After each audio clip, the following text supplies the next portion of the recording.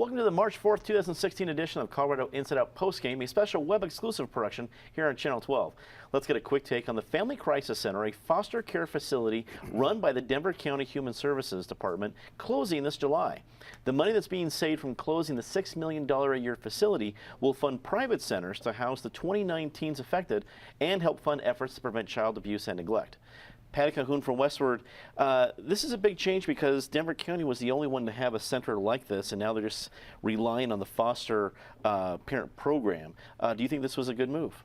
Well, it depends on if they have a good system in place to deal with the emergency situations where kids are taken out of the homes and they have to go somewhere quickly before they can be placed in an adequate foster care center. I think for the teenagers, it's good news if they are going into good foster care families. But I hope they have really looked closely at this, because sometimes you're just hauling kids out of homes before you've had a chance to really do the big study on, are there other places those kids could go to? Are there other family members those kids could go to? And if they put them in a worse situation with a bad foster family, that's not going to help. That's not going to help. Mike Krause of the Independence Institute, did you see this move as an endorsement of private solutions? To a degree, it looks as though Denver has been trying to move or find a different model or look at a different way to do this, and that would involve a degree of privatization of it. And this, by the way, this isn't meant to beat up on the Health and Human Services facility, and because over the years they've actually been reduced dramatically in their population. They've gone from 60-something, and I think now they're at 29.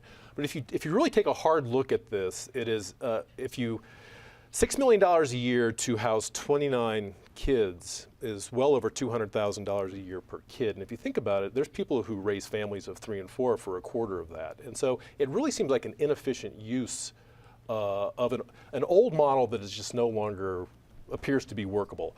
And so I credit Denver with at least wanting to try something new. And I agree with Patty that you can see that if you put someone into a worse situation, you might have to go back and rethink this. But I applaud them for at least wanting to try something new as opposed to this kind of old-fashioned model, which is literally an orphanage. Eric Sonne, political analyst, we've seen Denver Human Services being the center of a lot of different stuff with issues regardless of whether it's foster teens or anything else. What do you think of the move, and does this put them on the right track? And it's, of everything that has been controversial around Denver Human Services over the years, the #1 topic has been around child endangerment and all of these issues. Mm-hmm. So obviously they have to get this one right. I really identify with what both Patty and Mike said.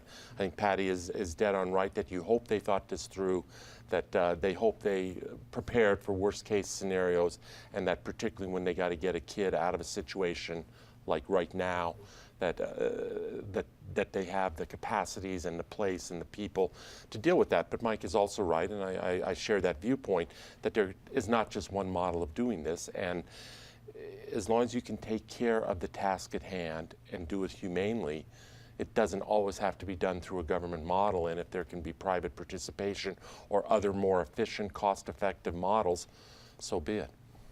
Natasha Gardner, senior editor of 5280 magazine, you've done a lot of work and research with human services policies, whether it be foster kids or a lot of different sides. What do you think about this move? I wish I could sit here right now and say that this is the best use of money or this is the best strategy. Unfortunately, I can't, and I'm not sure anyone can, which is sort of what we're referencing right now. We're building the plane as we go along, and part of that is that while humankind's history of beating children or abusing children stretches back forever, our history in the modern day of prosecuting it, identifying it, and solving it and preventing it is actually pretty short. So we're learning, and as a result, there are trends that happen, and that's why the closing of this center is something that's happening here, but it's something that's happening nationally as well. So do we know it'll work? No. I don't think we have to go very far to say, look at mental health services. You know, eventually we looked at institutions and said that's not the right thing, but we didn't have the money or the resources or the knowledge on what programs might work to figure out what to do in the interim. So whenever I hear about things like this, I worry that we're falling into a similar sort of trap.